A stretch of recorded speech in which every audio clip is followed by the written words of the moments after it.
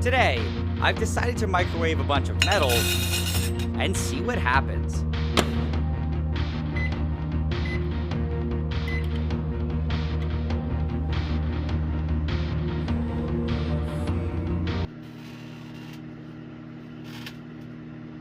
Okay, so it was honestly a bit disappointing, and I actually kind of knew that was gonna happen.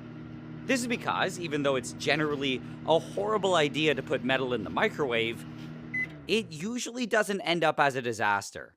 It's a completely different story, though, if I instead do it with something like shredded aluminum foil.